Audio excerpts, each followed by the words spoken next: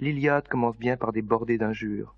Homère nous a appris le rire, et la fonction de la comédie exige qu'elle offre ce visage retourné de Dionysos, qui est en même temps son premier visage. Dionysos n'a pas de fond, on le retourne, et c'est toujours un masque qu'il présente. Aristophane, au nom de Dionysos, avance les corps les plus avides, les plus physiques, et se coule dans les poètes lyriques les plus distingués, Alcman ou Pindare. Il récrit Échille, transforme Socrate et Euripide en personnages, exalte les valeurs qu'il détruit par le rire le plus incarné et dans le vers le plus délié, introduit les discours politiques, les chants initiatiques, les modes littéraires et les modes musicaux nouveaux, mime les voix d'animaux, les impostures, les utopies. Et ces 1000 joyeuses métamorphoses ne sont pas le projet individuel d'un homme particulièrement génial, retors ou réactionnaire, mais comme on sait, le fruit d'une volonté et d'une organisation politique. Stigmatisée par Aristophane, la décadence de la tragédie annonce les raffinements de Ménandre, avec ses intrigues et sa psychologie. Alors le théâtre sera définitivement mort et enterré. C'est la leçon des grenouilles. Dionysos s'offre une dernière représentation. La comédie annonce sa mort en établissant le constat de décès de la tragédie. Bien à vous. Philippe Brunet.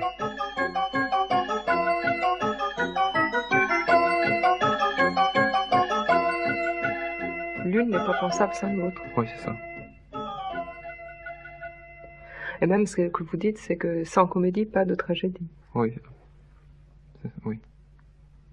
Bon, il y a ça dans l'Iliade, dans l'épopée. Ça fait partie... au début, c'est intégré, puis ensuite ça se sépare avec la tragédie-comédie. Et puis à la fin, dans Ménandre, c'est non, il n'y a plus rien. C'est une comédie très artificielle, avec... il n'y a plus que des figures, des caractères stéréotypés. Mais... c'est pas facile à imaginer une tragédie se développant par rapport à la comédie. Mais c'est nécessaire. On ne peut pas avoir de tragique très élevé, de grands auteurs, sans grands auteurs comiques.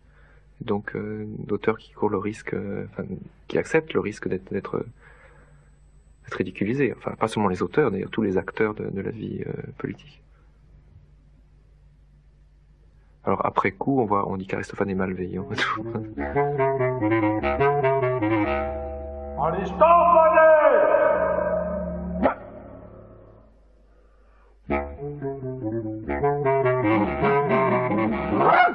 Mais pour l'avoir fréquenté longtemps, oui. Aristophane, oui. Vous l'imaginez comment? Est-ce que c'était un provocateur? C'était un... Non. Il vous est sympathique? Oui. Ah oui, parce qu'il y a des scènes étonnantes. Et même maintenant, il y a des scènes qui sont toujours vraies. La corruption du chef populaire, mais elle est dénoncée tout au long des cavaliers. He pays. Et ces cavaliers-là, la pièce a été écrite par un homme jeune. Il avait quelque chose comme peut-être 25 ans, je crois, au plus 25 ans, entre 25 et 20 ans, quand il a écrit cette pièce. Il a commencé jeune, il va avoir 18 ans quand il a commencé à écrire, pas directement sous son nom. Tout est trouble chez lui, au moins pour les premières années de sa carrière. Et moi, je le trouve très sympathique parce qu'il suffit de lire Les Cavaliers et vraiment, on voit des attaques féroces avec des scènes très drôles, alors, contre Cléon en particulier, le chef populaire Cléon.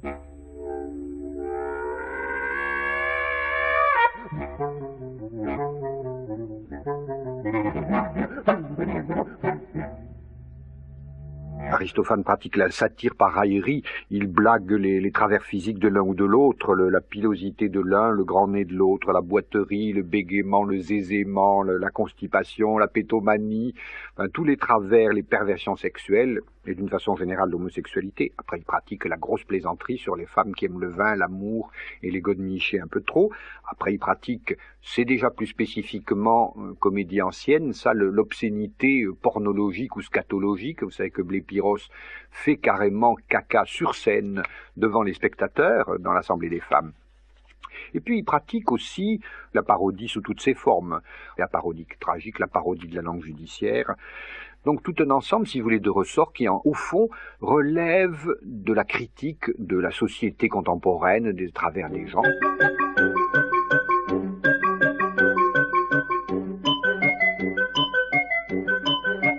On dit aussi qu'Euripide, vraiment, après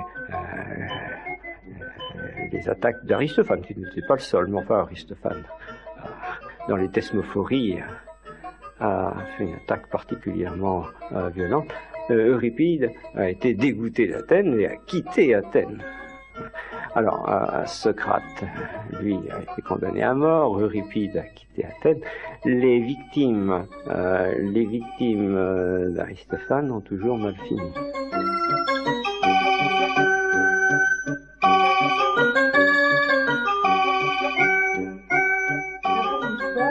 L'histoire des grenouilles, c'est Dionysos. Le sujet Dionysos qui va descendre aux enfers pour chercher un poète tragique de valeur. Donc il va essayer d'en ressusciter un.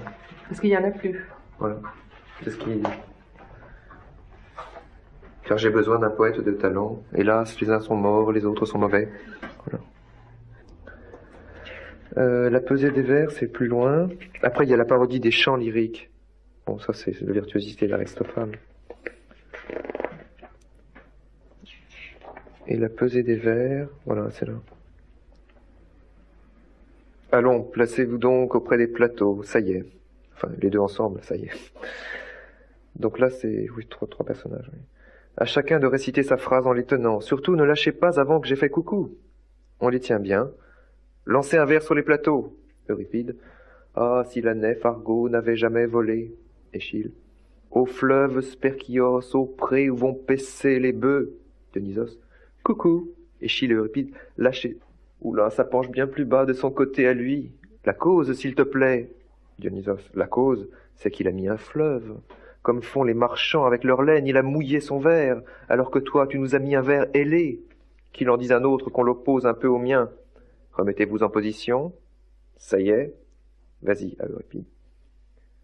Persuasion n'a d'autre temple que les mots. Échille.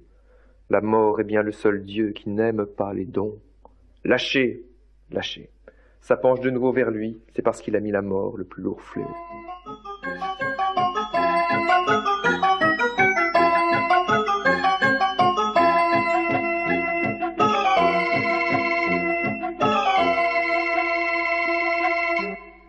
Mais Aristophane utilisait beaucoup d'invectives personnelles.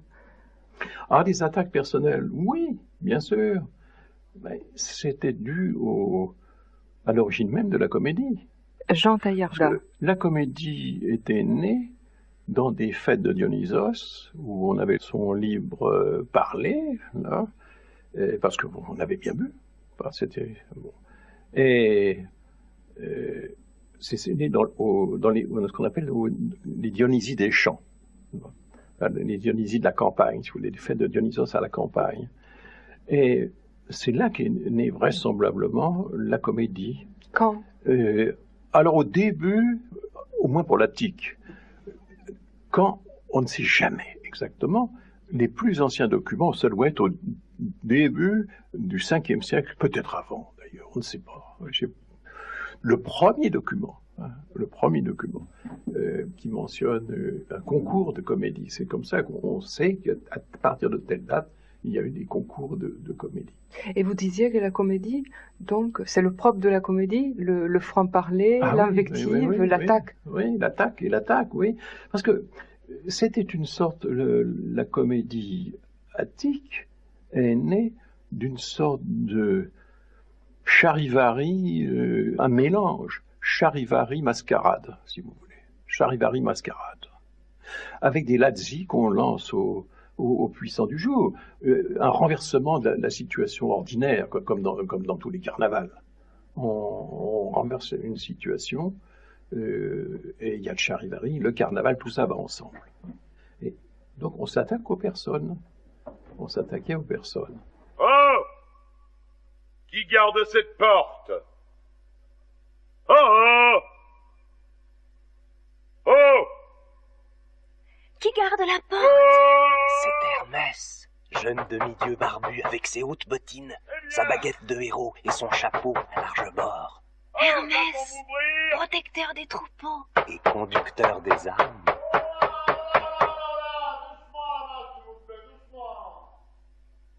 Alors cette odeur qui frappe mes narines. Oh. Par Héraclès, mais qu'est-ce que c'est que cet animal-là? C'est un cheval escargot.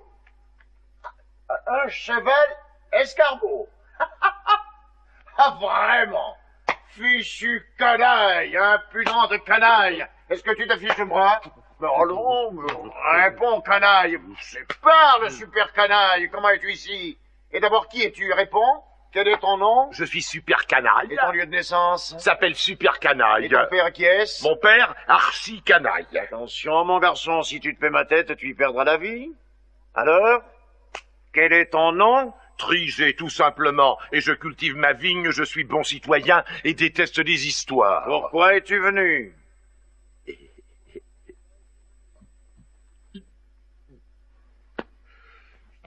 Pour t'apporter ces viandes que je sais que tu aimes.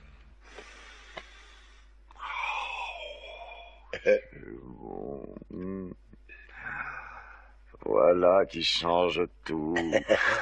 Alors, mon petit ami, raconte-moi ton affaire. Ah, tu t'adoucis, goinfre, à ce qu'il me semble. Je ne suis plus canaille, hein, ni super canaille. Va et appelle-moi Zeus. Zeus, absent comme les autres, tous les dieux sont partis, déménagés d'hier. Parti pour quel endroit?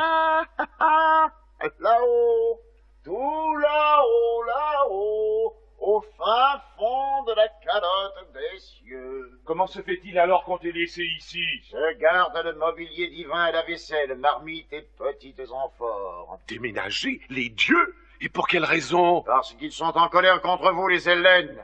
Ils sont partis furieux en laissant leur maison au seigneur de la guerre, le sire Polémos. Ils vous livrent à lui, quant à eux, ils vous lâchent. Ils en ont assez, disent-ils, de vous voir batailler, de vous entendre gémir. Mais c'est épouvantable, que leur avons-nous fait? Vous êtes des batailleurs. Chaque fois qu'une occasion de trêve vous est offerte, tous vous la repoussez et vous vous arrangez pour ranimer la guerre. Est-ce vrai, ça, oui ou non? Que chez les laconiques ou les anticoniques, quelqu'un parle de paix, tout le monde aussitôt de crier « Attention, prenez garde, c'est un piège ! Par Zeus, fermez l'oreille, on cherche à nous tromper !» Et là, c'est bien la marque du style de chez nous. Sincèrement, j'ai grand peur que vous ne revoyiez jamais Madame la Paix. Non, ne me dis pas cela. Où est-elle présentement? Polémos l'a jetée au fond d'une caverne. Quelle caverne, grand Dieu? Celle-là, là-bas, en bas, là, tu vois? Et regarde quelle grosse pierre il a jetée devant l'entrée. La paix est là-dedans. Je tremble de détresse. Et nous? Dis-moi, et nous, quel sort veut-il nous faire? Je l'ignore. Tout ce que je sais, c'est qu'il s'est fait porter un mortier colossal. Un mortier, pourquoi faire? Il paraît qu'il veut y broyer toutes les cités grecques. Assez là-dessus. Je l'entends remuer là-dedans, derrière cette porte. Mais écoutez-moi ce boucan. On parle toujours, si vous voulez, de théâtre grec, de tragédie grecque, de comédie grecque, etc. Or, en réalité, la comédie et la tragédie sont uniquement athéniennes. Il faudrait parler pratiquement de comédie attique et de tragédie attique seulement. Jean-Claude Carrière. Le problème, c'est pourquoi est-ce que la tragédie est seulement attique? Et j'ai l'impression que ça vient du caractère exceptionnel de la situation d'Athènes. Et qu'est-ce qu'elle a d'exceptionnel? A priori, c'est simplement que c'est une démocratie. Et alors, la chose extraordinaire, me semble-t-il, d'Athènes, c'est que, comme le dit Vernon, elle invente une égalité arithmétique. Tout le monde vaut tout le monde, chacun est l'égal de tous les autres, et c'est à ce moment-là que naît le théâtre. Et le théâtre va bientôt se dérouler sur les lieux mêmes où se déroule l'Assemblée du peuple. Au IVe siècle encore, Platon dit qu'Athènes est une théâtrocratie. Et Athènes est la seule cité vraiment démocratique au sens arithmétique de tout le monde grec pratiquement à cette époque. Et c'est cette avance idéologique formidable, me semble-t-il, qui correspond exactement à la naissance du théâtre, de la tragédie et de la comédie. Et donc, il faut penser aussi que le rôle, si vous voulez, de la comédie et de la tragédie répond à cette avance idéologique. Alors là-dessus, effectivement, il faudrait plutôt parler d'une espèce d'immense débat d'idées qui se déroule sur scène. Si vous voulez, ça devient critique à partir du moment où la démocratie est en proie à des contradictions sanglantes. Cette Athènes qui a le sens le plus clair de la puissance, le sens le plus clair aussi de ce qu'est l'idée hellénique et la culture hellénique, eh bien, la ligue qu'elle avait organisée pour résister à la Perse devient un empire. C'est-à-dire que la démocratie devient presque organiquement liée à l'impérialisme. Et à ce moment-là, ça se met à poser des problèmes énormes. Au secours! Misère de moi! Oh, je l'entends qui approche avec son grand mortier. Oui, faut que je cache. Oui.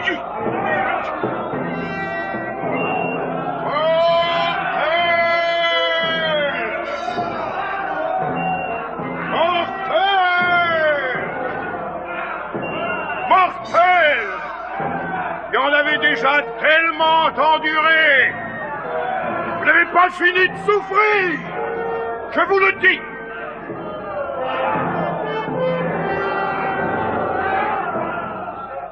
Apollon, quel mortier.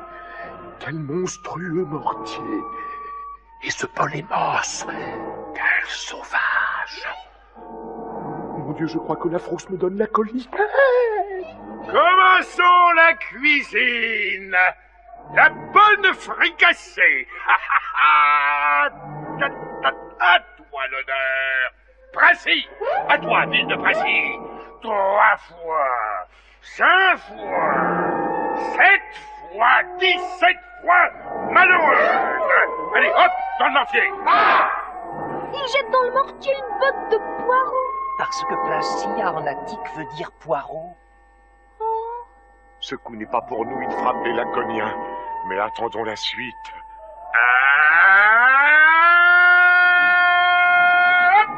À Mégare, à présent, Mégare, dans le mortier.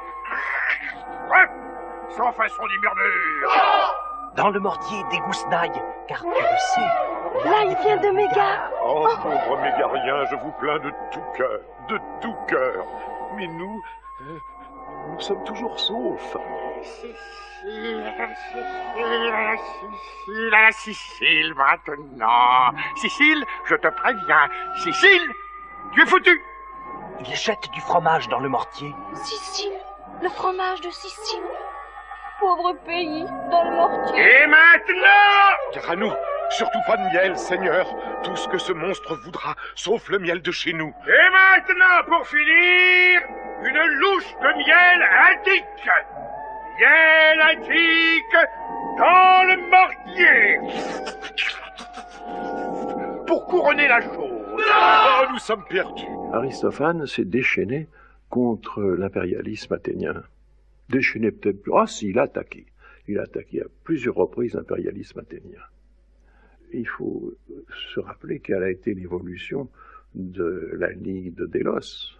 Au départ, la Ligue de Délos, qui a été fondée en 476, 6 ans après Salamine, quelque chose comme ça, hein, était une confédération avec des cités grecques établies en vue d'une alliance défensive et offensive contre le barbare, c'est-à-dire le Perse. Bon.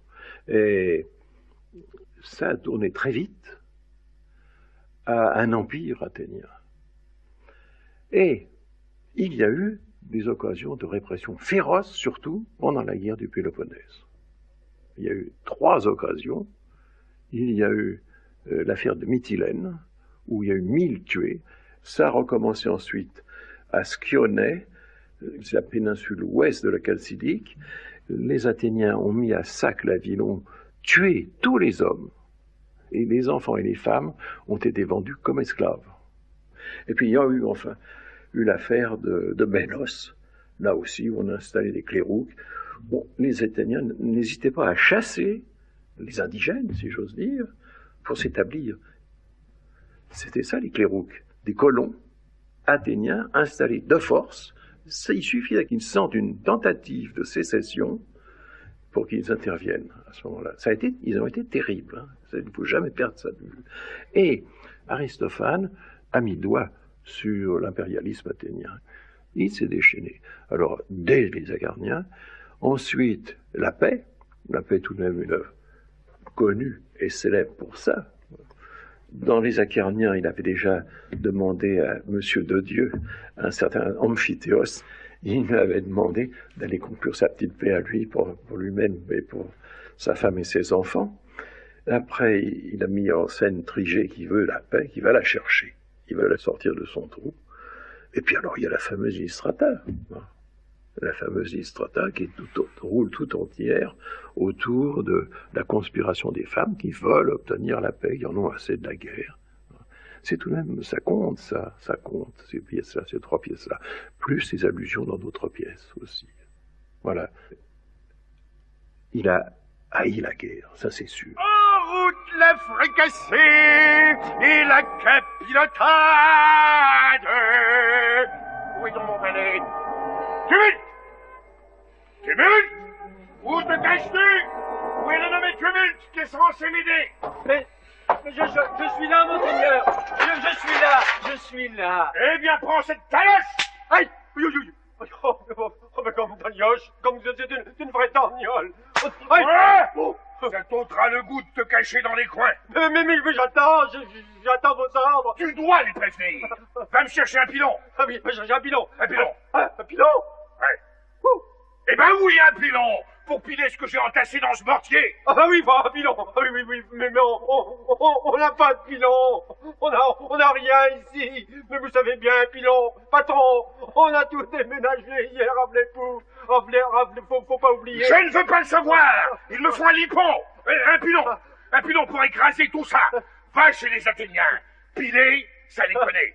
Si vous voulez, alors qu'à l'époque qu'Échille avait une sorte de sérénité démocratique, et encore Hérodote, on a l'impression que Sophocle, par exemple, vous le savez bien, à travers Créon, ou les Atrides d'Ajax, ou peut-être même Édipe, met en cause la raison d'État, ou la raison tout court, et se plaint de ce que on ne prête pas assez d'attention aux formes traditionnelles du politique et du religieux. Et Euripide ira beaucoup plus loin encore dans ce sens, puisque lui, sa critique devient extrêmement sévère.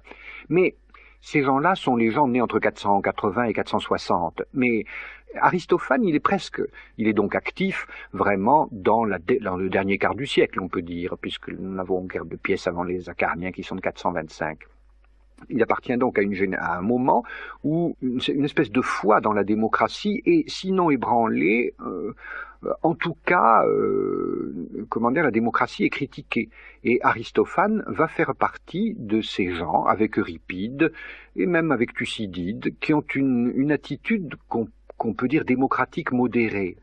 C'est, si vous voulez, le dernier état de la pensée modérée sur la démocratie athénienne. Et peut-être même peut-on dire que si la comédie ancienne va disparaître de son vivant, ces dernières pièces même relèvent, dit-on, de la comédie moyenne, et si la comédie ancienne a disparu, c'est peut-être précisément parce que, avec la grande défaite des démocrates contre le bloc traditionnaliste, disons, spartiate et péloponnésien, peut-être que le grand rêve démocratique est mort, d'une certaine façon. Il ne reste plus qu'une démocratie modérée. Et à ce moment-là, au IVe siècle, dans la ligne d'Euripide, va naître une autre forme de comédie, une comédie beaucoup plus proche de celle que nous connaissons, beaucoup plus molièresque, si la comédie moyenne de Ménandre, puis derrière Terence, et puis derrière encore Molière et Marivaux. Mais c'est quelque chose de très différent de cette espèce de carnaval un peu fou de l'époque d'Aristophane.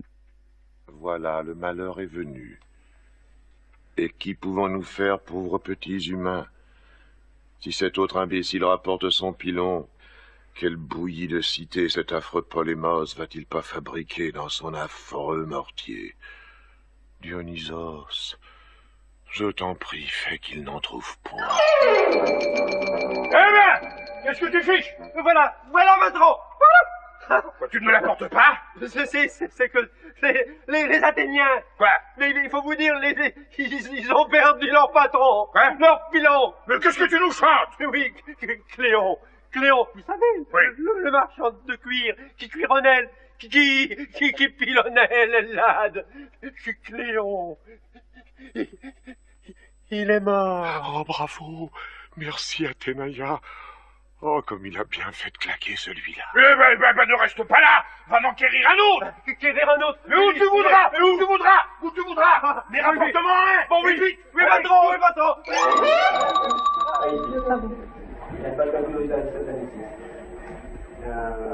Mais là, ils sont au moins 21 décembre, si vous dépassez le sens qu'Aristophane n'était perdu très tôt. Il avait écrit 44 pièces, il nous en reste 11. Alain Blanchard. Et il semble donc, d'après les papyrus, que la perte se soit faite très vite. Parce qu'évidemment, pour ce qui est de la comédie, Ménandre a supplanté Aristophane. La comédie, c'était Ménandre au moment où la culture grecque s'est répandue par l'intermédiaire d'Alexandrie en particulier. De Ménandre, nous avons beaucoup de Ménandre dans les papyrus. Ici, il y a du Ménandre. Mais pas d'Aristophane. Alors Aristophane, apparemment, ça s'est restreint assez vite. Aux 11 comédies, il y en a 2 ou 3 autres que les papyrus permettent d'entrevoir, mais c'est peu de choses. D'ailleurs, si vous voulez savoir quels sont les papyrus d'Aristophane, vous avez une liste. Vous avez un ouvrage qui est très pratique quand on veut savoir ce qu'il y a, le catalogue de Pâques. Dans la première partie est un classement des papyrus par auteur. Alors vous regardez Aristophane et vous voyez donc à la fois où se trouvent les papyrus et leur contenu. Alors c'est classé par pièces, par ordre alphabétique des pièces, les acarniens, les oiseaux, alors c'est tout cela traduit en latin, c'est dans l'ordre alphabétique des titres latins, les cavaliers, l'Isistrata, les nuées, la paix, les grenouilles, les thesmophories, les guêpes. Et alors, ce qu'il y a en plus, c'est très peu de choses. Et en fait, vous voyez, souvent ce sont des citations dans d'autres papyrus, des anthologies, parce que alors là, nous avons par les papyrus de nombreuses anthologies, des restes d'anthologies, qui parfois nous donnent des...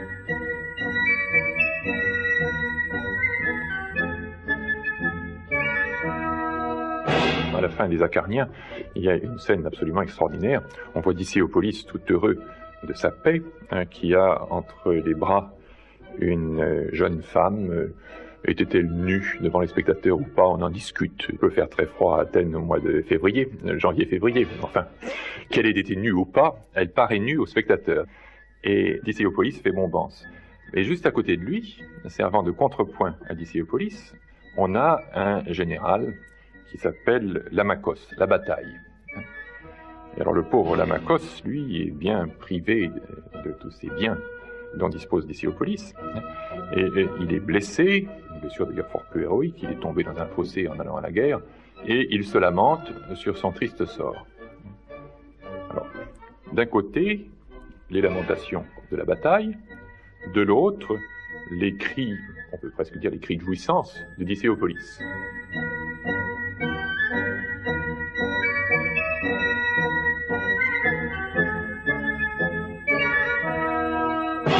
Le début de la pièce, Aristophane met en scène une assemblée d'Athènes. Polydémon. Donc on est probablement, enfin presque certainement au théâtre de Dionysos. Les spectateurs sont assis sur des gradins de bois. Et la première scène, le héros arrive, le premier, à une assemblée qui doit commencer. Autrement dit, le héros s'adressait aux spectateurs en tant que spectateur, mais peut-être aussi en tant que citoyen athénien, en tant que membre de l'Assemblée. Et ce héros va en fait vitupérer la corruption, la concussion des responsables politiques et l'aveuglement des citoyens athéniens. des spectateurs peut-être en même temps. Donc le héros arrive et assiste à une assemblée dans laquelle il voudrait bien prendre la parole. Et en fait, il en est censé s'empêcher par les démagogues, par les chefs du peuple qui lui coupent la parole. Et il n'a d'autre ressource finalement que d'utiliser un stratagème pour mettre fin brutalement à l'assemblée et se débrouiller tout seul. Et qu'est-ce qu'il fait? Eh bien, il a un émissaire à Sparte, émissaire personnel. Il a fait le voyage jusqu'à Sparte, il est revenu, et il revient avec une paix personnelle entre Sparte et lui, et le héros d'Ichéopolis. C'est une paix personnelle qui a un grand prix, c'est une paix de 30 ans, conclue entre Dicéopolis, un individu, et l'ensemble de la Ligue péloponnèsienne. Alors, cette paix, évidemment, fait de Dicéopolis un traître. La cité continue d'être en guerre. Dicéopolis est susceptible d'être condamné pour haute trahison, ça va de soi. Mais Dicéopolis n'en a cure.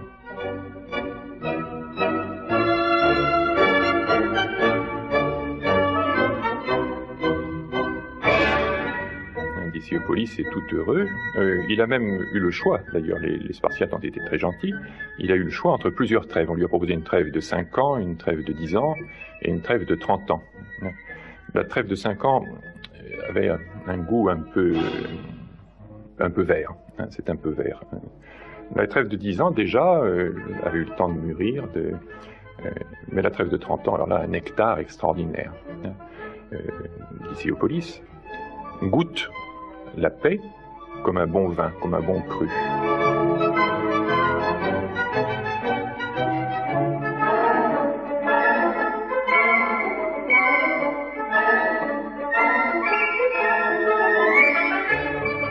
Alors, les partisans de la guerre rappliquent et essayent de mettre à mort le pauvre Dicéopolis. Dicéopolis se livre donc à un plaidoyer pour la paix, parce qu'il est poursuivi par le cœur des Acarniens.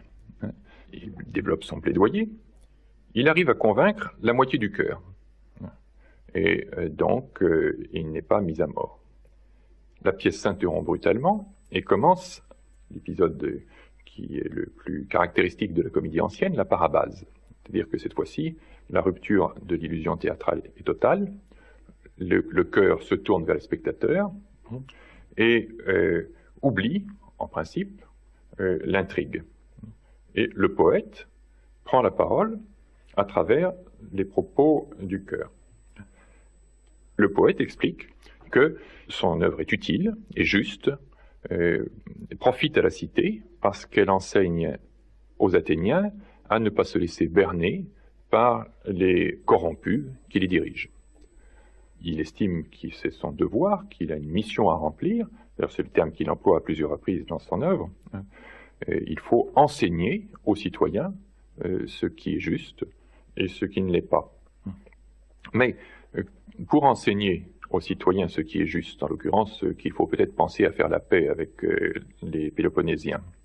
Pour enseigner aux citoyens ce qui est juste et ne pas avoir la tête coupée, on est obligé de se déguiser. On est obligé de prendre un masque. Et donc de faire comme Dicéopolis, le héros des Acarniens. Mais si l'on prend un masque, comment peut-on reconnaître celui qui est derrière le masque? Hop! Et maintenant à l'œuvre, au travail, tout le monde! Venez, venez! Avec vos pelles, vos pioches, vos dardins! Et sus à ces grosses pierres! Ils bouchent la caverne! C'est ce que nous faisons! Quant à toi, ô Hermès, le plus sage des dieux, commande la manœuvre. Je tiens le pari que parmi nous, on ne trouverait point un paresseux. Allez, au travail! Mais qu'est-ce qu'ils vont faire tous là? Tirer la paix de sa caverne. Sa caverne? Oui, la paix, sa statue si tu veux, oui, est enfermée dans la caverne, là, au milieu, tu vois. L'entrée est bloquée par d'énormes rocs. C'est là que les coreux travaillent, à coups de pics, de pioches et de leviers, pour la dégager. Qui l'a emprisonnée, la paix? Oh, nous tous. La guerre, c'est plus facile.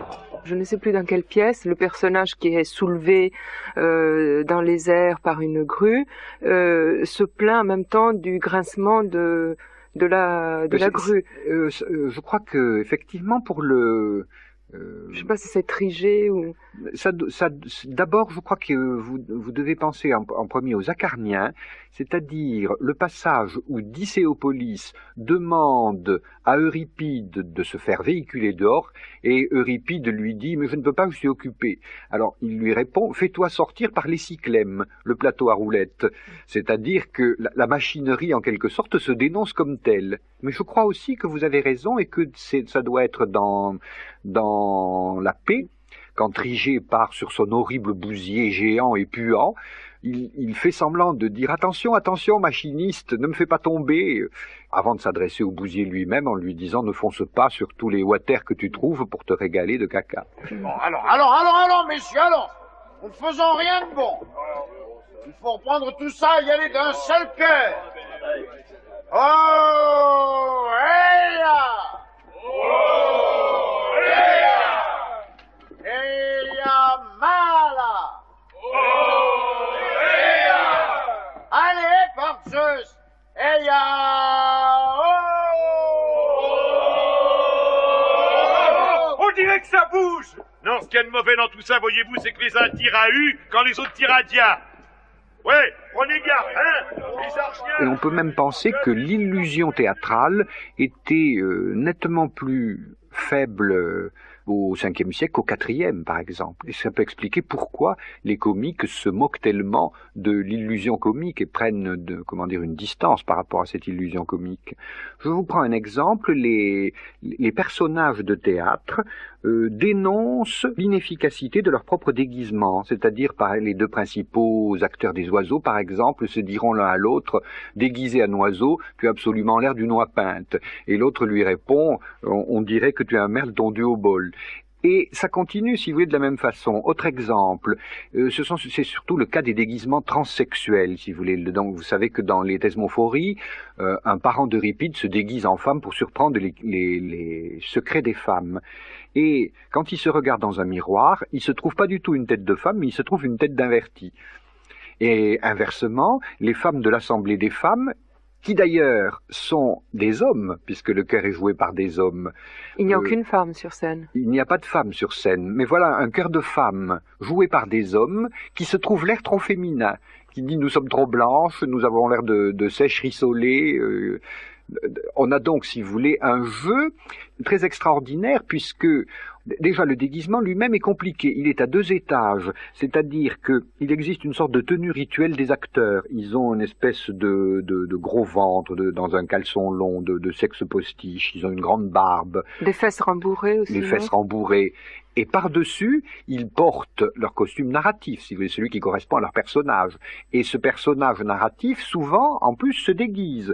C'est comme ça que vous voyez dans les Acarniens, Dicéopolis se déguisait en Télèphe, le Dionysos se déguise en Héraclès dans les Grenouilles, le parent se déguise en femme dans les Thesmophories. On a donc, si vous voulez, un déguisement sur des couches successives de déguisements. Et tous ces déguisements, finalement, dénoncent eux-mêmes leur propre ridicule. Ce qui fait que on ne peut pas dire que le masque, comme quand on parle d'anthropologie, donne à l'acteur une personnalité autre. Par magie, il l'identifie à un dieu ou à un animal. Dans cette mascarade, il n'y a pas aliénation de la personnalité de départ, mais il y a plutôt, d'un côté, actualisation narrative, pour correspondre à l'intrigue, et en plus, dramatisation dialoguée. Ce qui fait que malgré tout, le spectateur garde un espèce de recul, plus peut-être que dans la tragédie, et le garde d'autant plus que l'acteur comique n'arrête pas de ridiculiser son propre déguisement. Et sa personnalité narrative, si vous voulez, ou dramatique, perce de tous côtés le déguisement. C'est-à-dire que quand le parent est déguisé en femme, il tient quand même un discours d'homme, en disant « Ah, les femmes, oh là là là là, qu'est-ce qu'elles... » il les critique, donc ça apparaît immédiatement sa nature d'homme. Et de même, quand les femmes, toujours dans ces transvestissements transsexuels, les femmes de l'Assemblée des femmes se déguisent en hommes, elles continuent à jurer par Aphrodite, avec des jurons féminins, elles continuent à avoir des occupations de femmes parce qu'elles amènent leur laine à carder, etc. Et finalement, Praxagora, enfin le héros de la pièce, est obligé de dire on ne peut pas compter sur vous, c'est moi qui vais prendre la parole toute seule parce qu'on verrait immédiatement que vous êtes des femmes. Donc c'est curieux cette espèce de dénonciation de l'illusion comique, si vous voulez, continuelle, et qui n'est pas par hasard, on dirait qu'elle est vraiment fondamentale dans la comédie.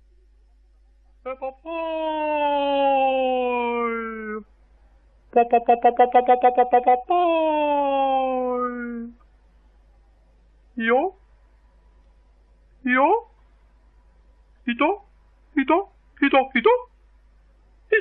tis hodoton amon homo teron, osoi teus parus agroi conquiva, Ici, mais par ici, volez, mes frères emplumés, vous qui picorez les riches semis de l'agricole Jean, mille races à bec, vous qui fusez en sifflant vos trilles enjôleuses, et qui jaillissez des sillons stridulants, poussant ce cri têtu de votre riante voix. Tu mon catacapus, epicisou, cladesi nomenike, tataketoria, tatacotina traca, tatacomorapaka, nisetapetomena proximana odan. Les oiseaux, c'est sans doute l'utopie la plus achevée du théâtre d'Aristophane, puisque deux Athéniens, dégoûtés des tracasseries de la vie à Athènes et fatigués des procès perpétuels, qui constituent un des éléments de la démocratie athénienne à l'époque, décident d'aller vivre ailleurs. Et ils prennent au pied de la lettre, en fait, une expression courante qui est « aller aux corbeaux, aller aux oiseaux ». Allez voir ailleurs, si on y est envoyé paître quelqu'un, c'est l'envoyer aux oiseaux.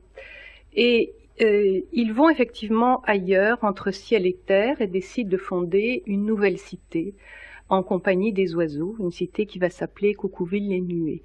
Donc c'est vraiment une utopie parfaite, avec la fondation d'une nouvelle cité, dont on espère qu'elle sera confortable et qu'on pourra y trouver le bonheur. Tiens, ce cher Prométhée. Chut, ne crie pas. Qu'est-ce que c'est? Tais-toi, ne m'appelle pas par mon nom. Je suis fichu si Zeus me voit ici, et ce sera ta faute. Mais pour que je t'explique tout ce qui se passe là-haut, tiens, prends mon ombrelle et lève-la bien au-dessus de moi, que d'en haut les dieux ne me voient pas. Bravo, la bonne idée que tu as là, Judith. Il est claqué. Claqué? Vers lesquelles heures? Depuis que vous avez colonisé les airs.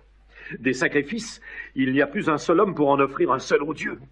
Plus un fumet de gigot pour monter vers nous depuis ce moment-là. On jeûne. C'est carême pour nous. Et sans marée. Les dieux barbaresques ont une faim de pandour. Ils craillent. Ils disent qu'ils vont faire une descente en force contre Zeus s'il n'obtient pas que les marchés leur soient ouverts pour se ravitailler en gras double découpés. Il y a donc d'autres dieux, des barbares, par en dessus de chez vous?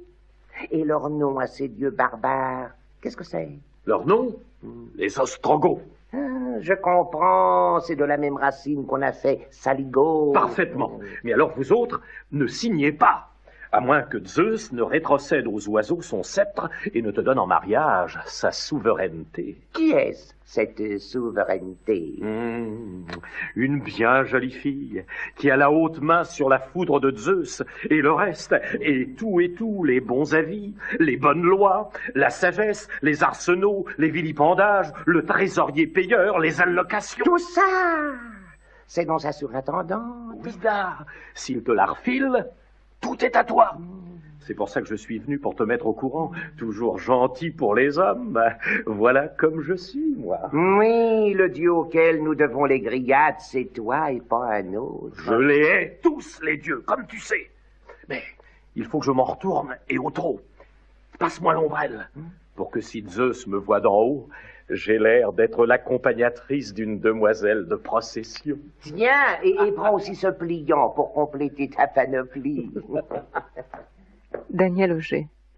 Et on assiste au schéma utopique qui est celui des premières pièces d'Aristophane, c'est-à-dire que le personnage principal, qui est vieux, arrive peu à peu à ses fins, il fonde sa cité, Il arrive même, grâce à ses talents de persuasion. D'ailleurs, il a un nom qui... Il s'appelle Raleigh Copin, il s'appelle celui qui persuade ses compagnons. Il arrive à persuader d'abord les oiseaux qui sont hostiles aux humains, qui les massacrent pour les manger. Il persuade les oiseaux de fonder une cité avec lui et de revendiquer le pouvoir sur l'univers, puisqu'ils sont plus anciens que les Olympiens eux-mêmes. Et donc on assiste à la réalisation de cette cité qu'on entoure de grands murs, et le héros parvient même à faire capituler les Olympiens grâce à un blocus, puisqu'on intercepte la fumée des sacrifices et les dieux affamés sont prêts à accepter n'importe quoi. Et Zeus est obligé de donner Basileia, royauté, sa compagne, et à la fin, on voit notre héros rajeuni naturellement, qui a retrouvé sa verdeur, sa jeunesse, épouser Basileia et être salué comme le maître du monde. Mais on le voit aussi donner des consignes aux cuisiniers pour assaisonner des oiseaux qu'il s'apprête à rôtir. Donc on apprend dans la pièce qu'il y a des oiseaux qui se sont révoltés contre lui et qui ont été tués. Alors finalement, dans cette société idéale, il continue à y avoir des condamnations et des représailles et des répressions. C'est une pièce extrêmement curieuse et complexe que Les Oiseaux, parce qu'on peut très bien la lire comme une utopie achevée et très féerique, avec le chœur des oiseaux de toutes les couleurs, les plumes. Ça peut être traité en féerie, et ça a été souvent le cas dans les représentations modernes, mais c'est en même temps une pièce profondément ambiguë, qui montre que l'utopie peut mal tourner, car après tout, ces oiseaux à qui on a promis la liberté, la survie, ils ne seront plus tracassés par les hommes, eh bien on s'aperçoit qu'ils sont effectivement présentés pour certains d'entre eux en brochettes et assaisonnés par le nouveau maître de la cité qui va les manger. Et ça, c'est l'image typique pour un Athénien de cette époque-là du tyran. Celui qui confisque le pouvoir de la démocratie à ses dépens et qui va, dans la représentation mythique qu'on donne par exemple Platon dans la République, celui qui mange ses concitoyens. Donc sur cette utopie se dessine en filigrane quelque chose de très inquiétant, cette menace perpétuelle dans la démocratie qui apparaît à l'horizon, la tyrannie, et une nouvelle cité qui, pour avoir officiellement refusé tout impérialisme, se retrouve maîtresse du monde et ressemblant beaucoup à l'Athènes impérialiste de l'époque. Tekiteli muona teruenda maratonos, ornis tergo poikilos, tattakas. Onde pipondi onoid matallasses, pille talgi onesti potata ide eurita peusama. Ce sont, si vous voulez, ces espèces d'utopies comiques auxquelles on revient toujours quand il s'agit de la comédie ancienne. C'est-à-dire que c'est la création d'univers magiques, et là, ça n'est plus de la démolition en détail, mais c'est du grand carnaval. C'est la création d'un monde de bonheur. Alors, l'idée générale de chaque comédie, c'est la création d'un monde de bonheur à partir d'une idée étonnante. La grande idée du héros consiste, il a une idée au départ. Il veut faire la paix, par exemple dans les Acarniens, en achetant une fiole de paix. Pour réaliser le bonheur, dans Lysistrata ou les oiseaux, on va donner le pouvoir aux femmes ou aux oiseaux. C'est aussi, irréaliste, semble-t-il, d'un côté que de l'autre. Quand on est dans les cavaliers, on invente un Cléon qui soit plus démagogue que Cléon. Quand on est dans l'Assemblée des femmes, on invente de mettre en commun les femmes et les biens. Ça donne des résultats. Alors cette idée, le héros l'impose au cœur dans un agone. dans une espèce de lutte. Et puis à ce moment-là, tout saute d'une certaine façon. Toutes les conventions de la cité sautent. Toute la morale, si vous voulez, qui limite les désirs et les plaisirs. La cité devient une espèce de monde de liberté où les aliénations disparaissent, où on se gorge de nourriture, où on se gorge d'amour. Tout devient même langage du corps, borborigme, défécation béate, étreinte, presque sur scène dans le comos final. C'est une espèce de grande revanche du corps contre le dualisme ascétique des philosophes et des mystiques qui date depuis déjà au moins Pythagore. Donc, si vous voulez, le héros qui se sépare de la cité-État athénienne et de toutes ses aliénations crée une espèce de cité naturelle. Je ne dirais pas une cité bestiale. C'est pas la loi véritablement prédatrice des poissons et des oiseaux, comme dit Hésiode. C'est une cité où il y a une espèce de médiation entre le plaisir et la loi, où on fait ce qu'on veut, mais où on ne fait pas n'importe quoi.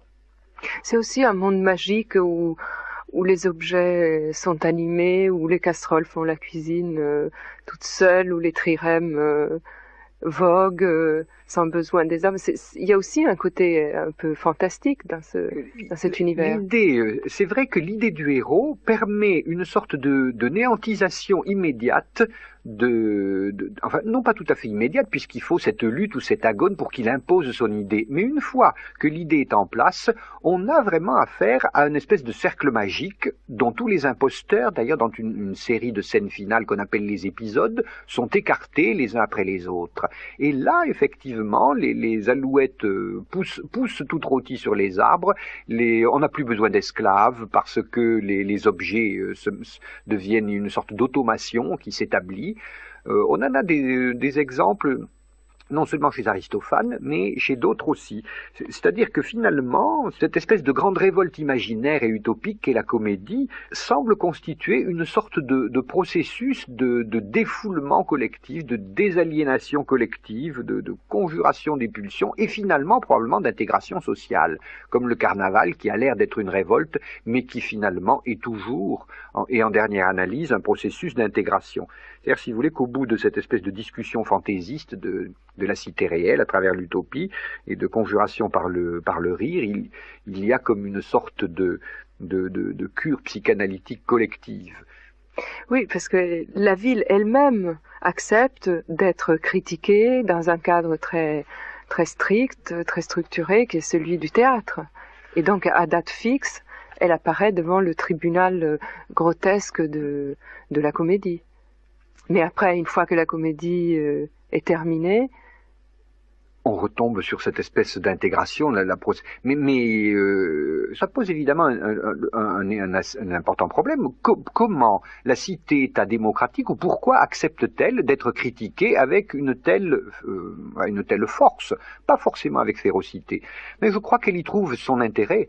La critique carnavalesque à la fois des vieilles autorités et aussi des autorités nouvelles, intellectuelles, morales, des Socrates, des fabricants de nuages, permet de rappeler à toutes ces fausses autorités qu'à Athènes, la seule source du pouvoir, c'est la volonté populaire.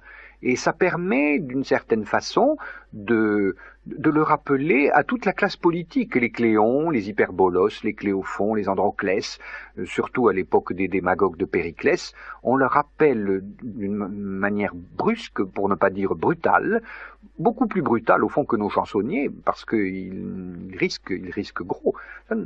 Et on leur rappelle que seul le peuple gouverne et a le pouvoir à Athènes. Mais dis-moi, cher Hermès, j'y songe tout à coup. Pourquoi notre déesse garde-t-elle le silence? Elle ne veut pas parler à des gens qui l'ont fait si durement souffrir. Oui, mais à toi qu'elle parle. Qu'elle te réponde au moins à toi seul, à voix basse. Je vais le lui demander.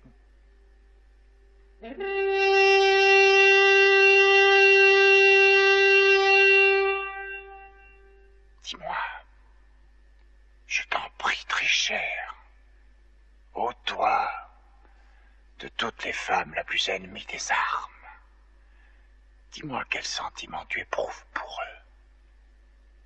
Parle-moi franchement.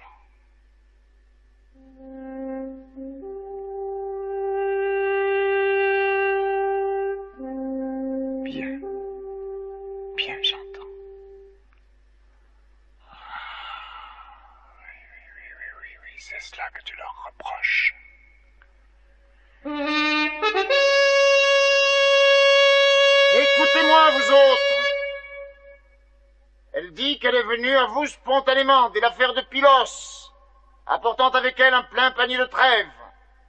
Mais vous l'avez repoussée 3 fois par vos suffrages. Par 3 fois, l'Assemblée s'est prononcée contre elle. Nous avons eu grand tort, mais il faut pardonner, car alors notre esprit se perdait dans les cuirs. Voici ce que la paix me charge de vous demander à tous. Lequel était parmi vous le plus monté contre elle? Ah non?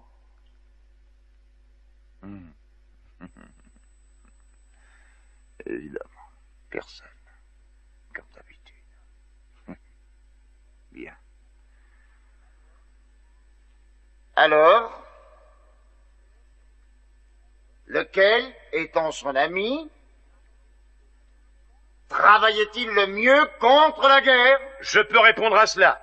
Le plus grand des amis de la paix et de beaucoup, c'était, tu peux me croire, c'était Cléonymos. Et quelle sorte d'homme était-ce, pour ce qui est de la guerre, ce Cléonymos? Un cœur pétri de bravoure, mais aussi tellement amoureux de la paix, qu'aussitôt en campagne, l'homme jeta ses armes. Bien, autre chose à présent. Qui donc, en ce moment, domine l'Assemblée? Qui règne sur la tribune? On le nomme Hyperbolos. Oh! Et là, qu'est-ce qu'elle fait? Pourquoi tourne-t-elle la tête? Elle se détourne d'un peuple qui a pu se donner un si mauvais patron. Ah, nous n'en userons plus. Le peuple, tu comprends, parce qu'il se sentait seul et comme dévêtu, l'a pris en attendant une meilleure couverture. Et comment ce pis-aller fera-t-il l'affaire de la cité? Dis-lui qu'il nous aidera à devenir peu à peu gens de meilleurs conseils. Explique-toi. Il se trouve que cet homme est fabricant de lampes. Alors, nous qui traitions naguère nos affaires à tâtons, maintenant nos avis seront plus éclairés. Encore un petit détail. La paix voudrait savoir en quel état se trouvent les choses qu'elle a laissées en nous quittant. Ah ben, y a eu un tas de petits événements dans la ville. Sophocle se fait vieux. Il a peur de manquer. Je crois qu'il écrira n'importe quoi pour n'importe qui si la somme était rondelette. Allons donc. Cratinos.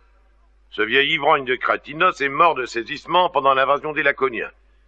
Il n'a pu supporter de voir briser une jarre remplie d'un vin exquis. Oh, canaille. Mais c'est loin tout ça, et nous sommes bien changés. Plus de 10 ans de guerre, tu te rends compte? Jamais plus, ô déesse. Jamais nous ne te lâcherons. Jamais. Il s'agit de trouver quelqu'un qui puisse remplacer avantageusement Cléon, qui est le maître d'Athènes à ce moment-là.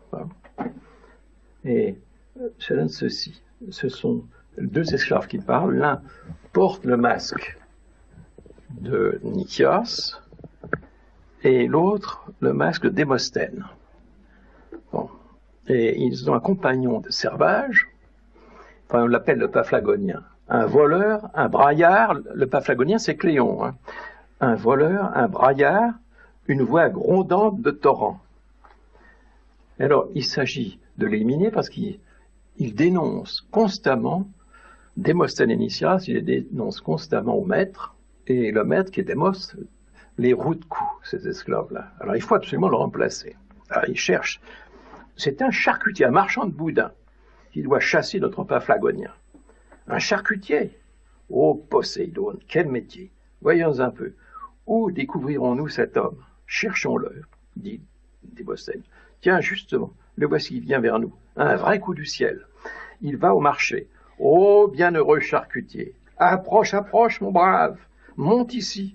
Oh, toi qui parais pour le salut de l'État et pour le nôtre. Alors ça, c'est une parodie de quelques poètes. Bon.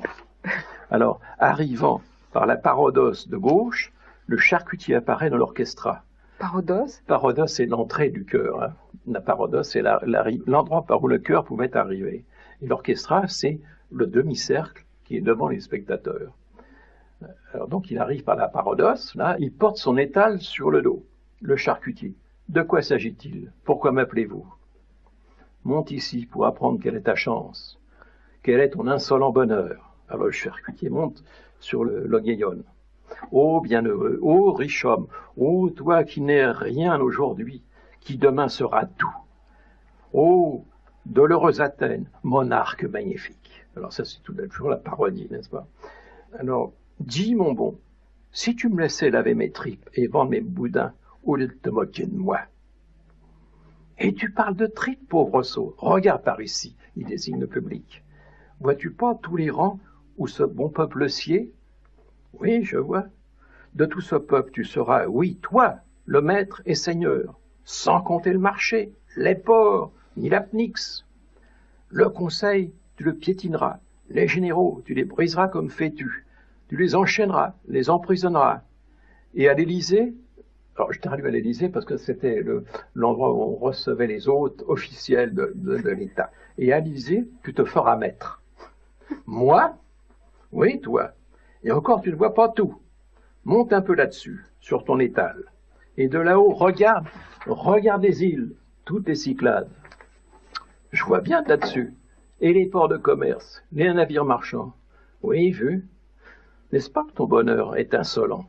Et maintenant, glisse un œil, le droit, du côté de la Carie, et l'autre du côté de Carthage.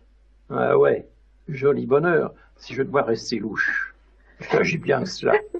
Vois plutôt, c'est toi qui trafiques de tout ça, car comme le dit mon oracle, tu deviens un très grand monsieur. Dis donc, mais comment vais-je devenir un monsieur, moi qui ne suis qu'un charcutier? C'est justement pour ça que tu dois devenir un grand monsieur, parce que tu n'es qu'un pauvre diable, un pilleux de halles et un impudent. Bon, j'ai arrêté là la traduction, mais ça continue comme ça, moi. Ça continue sur ce ton-là, de la scène. Hein, voilà. Ouais.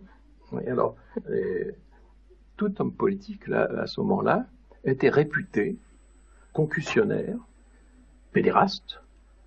Hein, mais là, le personnage, le charcutier, on suggère, on le dit même, qu'il est passif. Enfin, c'est très important, il est passif. Il se fait mettre sur ça. Bon, et c'est vrai, il y a des choses qui laissent aucun doute sur le sentiment qu'Aristophane et beaucoup de poètes comiques du temps avaient, touchant les démagogues du temps. Démagogues au sens de chef populaire.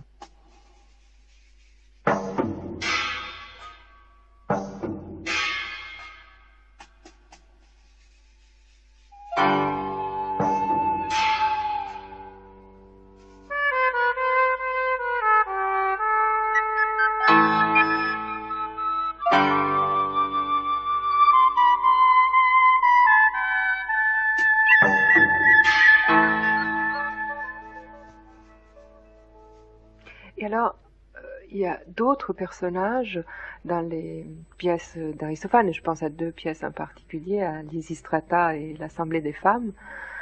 Ce sont justement les personnages féminins qui luttent pour la paix. Alors, quelle place, quel rôle ont les femmes dans les pièces d'Aristophane? On dit souvent qu'Aristophane est un poète misogyne. Est-ce que ce n'était pas vrai un peu de tous les poètes grecs? C'est certainement vrai de la plupart des poètes grecs et en tout cas de la comédie ancienne qui véhicule en elle tous les stéréotypes liés au féminin qui commencent dès Hésiode. La femme ventre, la femme au désir sexuel exacerbé qui épuise son malheureux époux, qui passe son temps à manger et à boire derrière son dos et à lui vider son garde-manger. Tout ça, ça fait partie de l'image d'un éternel féminin tel que les poètes de la comédie ancienne le reprennent à leur compte et donc une tradition qui continue. Et c'est vrai que dans cette perspective-là, on peut se demander pourquoi à un moment donné, chez Aristophane, ce sont les femmes qui interviennent pour imposer la paix, pour obliger leurs époux à arrêter la guerre en pratiquant la grève du devoir conjugal, et pourquoi les femmes apparaissent à la tête d'un complot dans les Thesmophories, par exemple, dirigé contre Euripide, qui a dit du mal d'elle. Pourquoi les femmes, dans l'Assemblée des femmes, prennent le pouvoir carrément, hein. Mais je crois qu'en fait, et c'est ce en quoi la comédie d'Aristophane est profondément politique, lorsque les femmes interviennent sur la scène, c'est en quelque sorte pour signifier que les hommes ne sont plus là et sont incapables de faire quoi que ce soit de cohérent, de conséquent. Et comme le dit un personnage de Lysistrata, des hommes, il n'y en a plus, au sens où des citoyens, il n'y en a plus. Et c'est devant ce vide des citoyens qu'en quelque sorte les femmes sont tenues d'envahir la scène à leur tour pour arriver enfin à imposer la paix et essayer d'inventer une autre utopie. Moi, qui ai place à part entière, tout comme vous dans la communauté de ce pays, je suis ulcéré, accablé de notre conduite politique. Elle est gangrenée. Je constate qu'elle donne les leviers de commande à des malfaisants. S'il y en a un qui se comporte bien pendant un jour, pendant 10 jours, il entasse les méfaits. On passe les responsabilités à un autre. Il fera encore bien pire. Ah, ce n'est pas facile de chapitrer des hommes aussi contrariants que vous. Qu'il est malin, cet homme-là. Et de tout ça, c'est vous autres, peuple d'Athènes, qui êtes responsables. Vous drainez les fonds publics pour vos allocations. Et vous n'avez Dieu, chacun, que pour votre profit particulier. Et l'État, lui, il chaloue comme un chien boiteux. Mais si vous m'en croyez, vous vous en tirerez encore. C'est aux mains des femmes. Oui.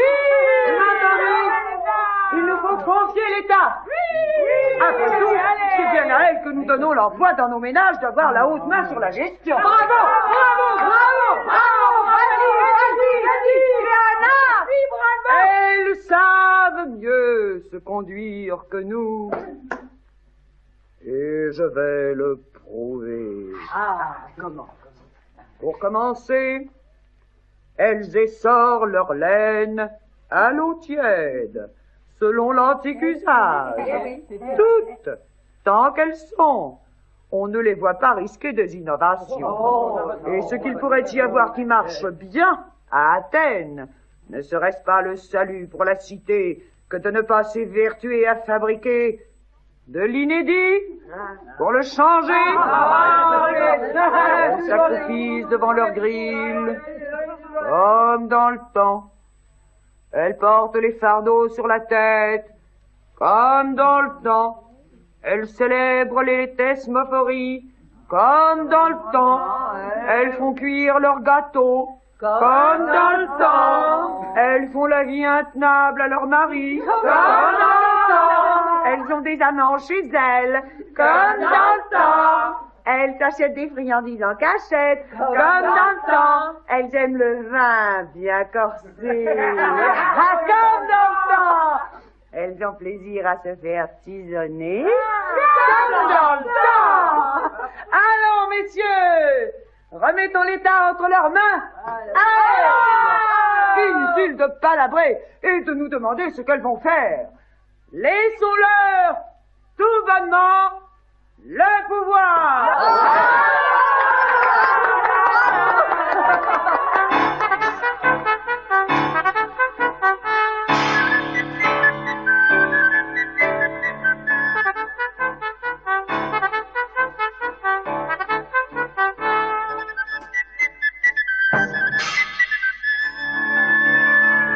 C'est en tant que nourricières que les femmes se revendiquent comme, après tout, les meilleurs gestionnaires possibles de la cité. Et elles annoncent aux hommes, vous n'aurez plus rien à faire, nous vous nourrirons. Les femmes sont donc les nourricières de manière traditionnelle, les mères, mais elles sont en même temps, je crois, un symptôme majeur de la dégradation de la cité, car les hommes n'apparaissent plus que comme des enfants, des nourrissons qu'on alimente, complètement inertes et passifs. Et dans le jeu des métaphores auxquelles recourt la comédie ancienne, le bon héros chez Aristophane, comme le héros des Acarniens, des Caïopolis, juste cité, c'est celui qui agit autant qu'il reçoit qui donne autant qu'il reçoit. Un des signes qui qualifie le bon citoyen, c'est qu'on le voit se livrer à des préparatifs culinaires sur la scène. Vous savez que les comédies se terminent toujours par un grand banquet.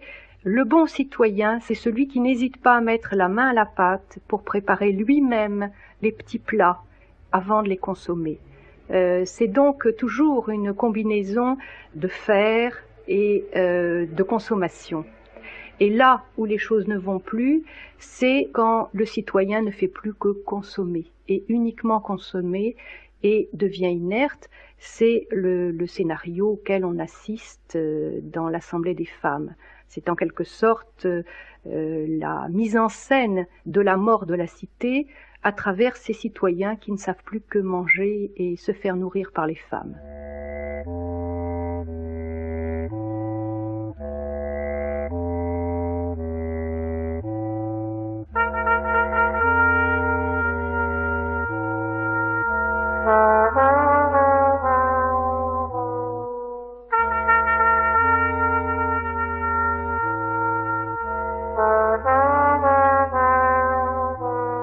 Évidemment, on est toujours frappé en voyant que beaucoup des victimes de la comédie ancienne ont très mal fini. Cléon a été tué vraiment à la guerre, mais Hyperbolos a été ostracisé, Cléophon a été tué légalement dans un procès, Socrate a été tué légalement dans un procès. Les gens auxquels la comédie s'en prend avec violence finissent souvent très mal. Alors, problème, est-ce que c'est la comédie qui les a fait périr, qui a causé leur mort? Je ne crois pas, parce que la comédie me semble plutôt jouer le rôle d'un système à inertie. C'est-à-dire qu'elle s'en prend aux puissants du moment, et elle n'hésite pas, alors elle s'en prend plus généralement bien entendu aux démocrates au pouvoir, mais dans certains cas elle s'en prend aussi aux oligarques. Alors maintenant, s'agissant des penseurs, il semble clair là aussi que, accompagnant la naissance de la démocratie athénienne, il y a une nouvelle école de penseurs qui sont, vous le savez, les sophistes. Alors les sophistes, la base de leur pensée, c'est, je ne dirais pas l'irréligiosité, mais l'idée que si les dieux existent, on ne peut pas les atteindre ou les comprendre, parce que la vie est trop courte, et que par conséquent, la vérité, c'est ce qui existe pour nous, et la morale, c'est ce qui est utile pour nos sociétés. Donc, les dieux sont d'une certaine façon mis entre parenthèses, et cela va créer un très vaste mouvement d'idées. Le paradoxe étant que Socrate va devenir pour Aristophane le type même des sophistes, et que dans les nuées, on peut dire qu'Aristophane a dirigé contre les sophistes la plus percutante et la plus virulente des comédies. On a bien l'impression que le vrai Socrate n'est pas le Socrate des nuées. En tout cas, il est tellement différent du Socrate que nous présente Platon, du grand philosophe que nous présente Platon, qu'on se dit que si Socrate a été choisi comme type des sophistes, et bien d'autres sophistes sont attaqués à la même époque, Socrate n'est pas le seul attaqué, c'est simplement parce que les Athéniens le connaissent bien, il traîne dans les rues, tout le monde l'a vu, c'est un personnage athénien, alors que les Protagoras ou d'autres, attaqués ailleurs, ne sont souvent que de passage à Athènes.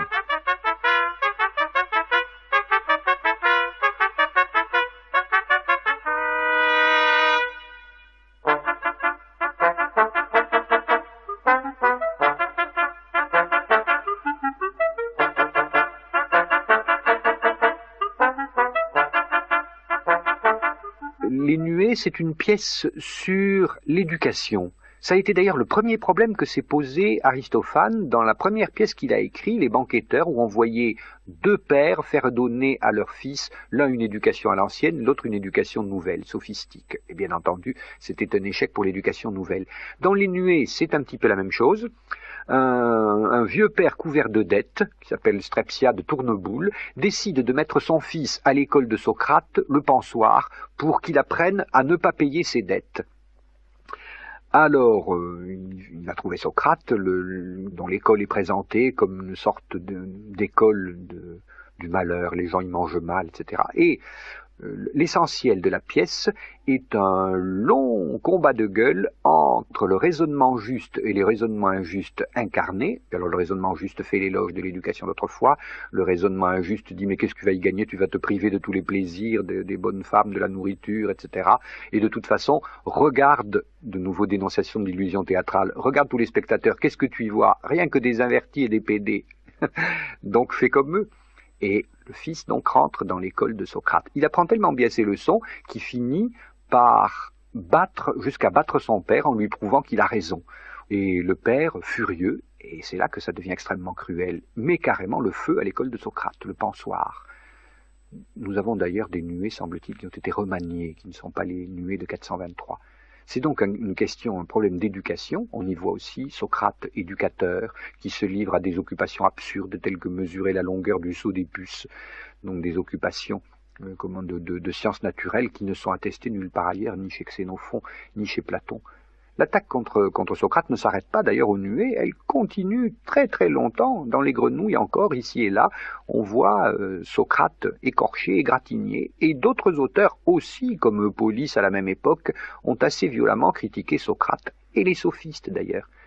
Donc Socrate n'apparaît jamais que comme l'un de ces sophistes qui ne croient plus aux dieux, qui ne croient plus qu'aux nuées, des espèces de vagues divinités vaporeuses et insaisissables.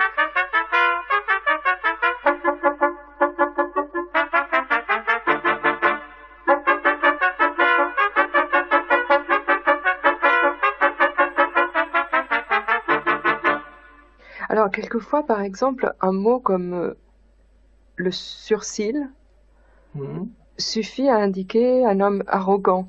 Oui, oui, oui. Un philosophe, par exemple, Oui, pour oui. Aristophane, un sourcil. Sourcilleux, hein, en français, on a gardé le mot sourcilleux. C'est une manifestation d'arrogance. Au départ, c'est le refus. Vous savez comment les Grecs refusaient, et ils continuent de le faire, d'ailleurs. Dans tout le Proche-Orient, quand on dit non, on lève légèrement la tête. Ou les sourcils, ça suffit. Ça suffit. Mais il joue beaucoup avec les mots, les doubles sens, les ambiguïtés, Bien sûr. Il invente aussi des mots valises. Il invente, bien sûr. Il en invente. On a l'impression qu'il en invente. On ne sait pas. On ne sait pas. Mais ce qui peut vous donner une idée de ça, vous n'avez qu'à écouter Ruquier, la bande à Ruquier. C'est ce genre d'esprit-là. Ah. Alors, avec autre chose, parce que il avait un cothurne étroit, il chaussait un cothurne étroit parce qu'il y avait tout de même des règles.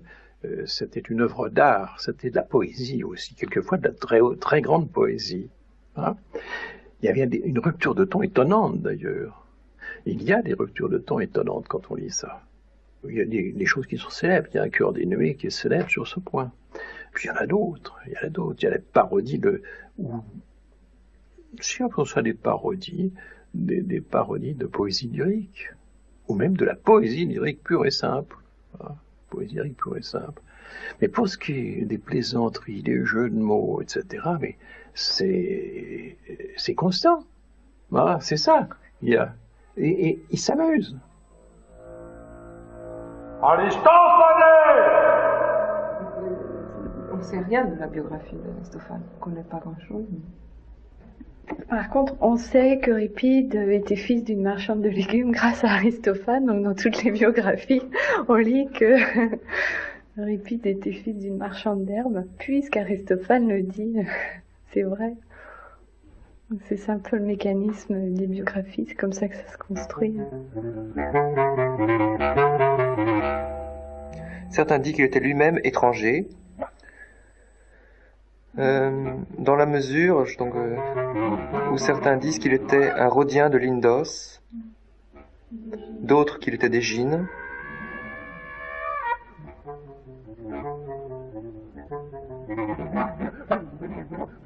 Certains disent que son père Philippe était d'Égine.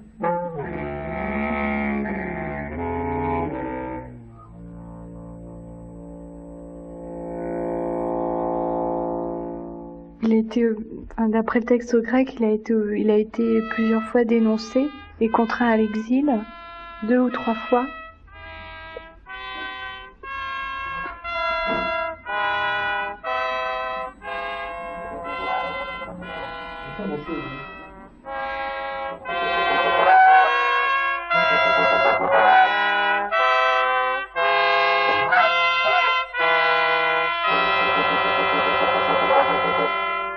Aristopanes o komoidopoios patros men en Philippou, todegenos Athenaios, ton daemon cudatenaius pandionidos pules.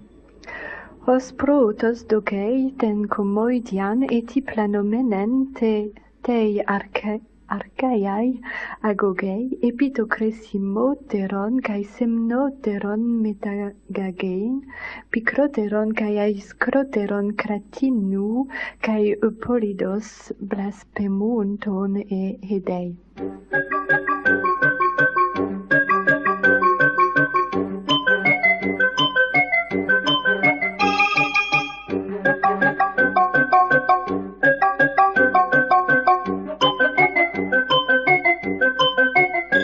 Il semble être le premier à avoir conduit la comédie qui errait encore dans l'ancien style à un genre plus utile et plus vénérable.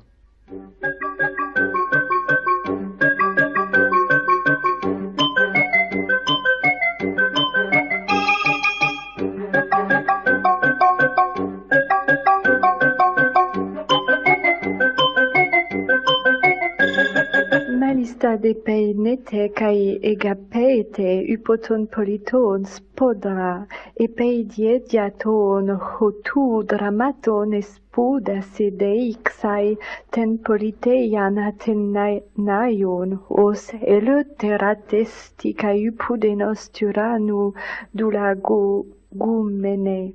Aloti demokratia esti kai eleuteros on hodemos archei heotur.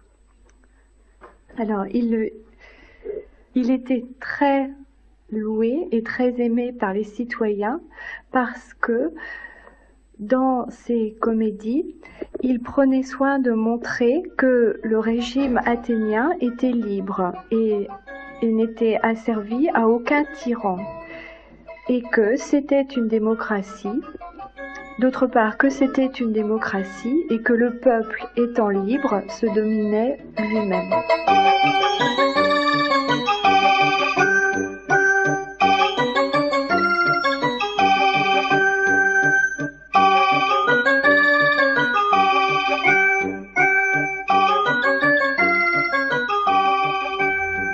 Curieusement, pour Aristophane, on n'a rien de croustillant sur sa vie. C'est une vie très sérieuse. Très rangée. Très rangée, oui. Alors il n'a pas eu les intestins ou la tête dévorée comme Héraclite par les chiens. Il ne s'est pas étouffé sur un pépin de raisin comme la plupart des ivrognes. Comme Échille, par exemple. Échille. Les mortes évidemment.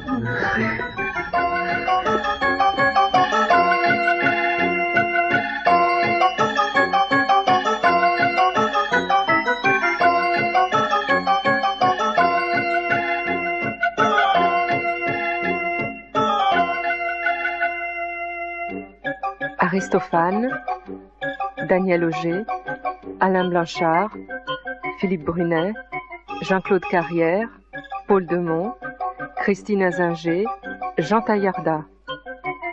Extrait, L'Assemblée des femmes, Les oiseaux, traduction de Victor-Henri de Bidour.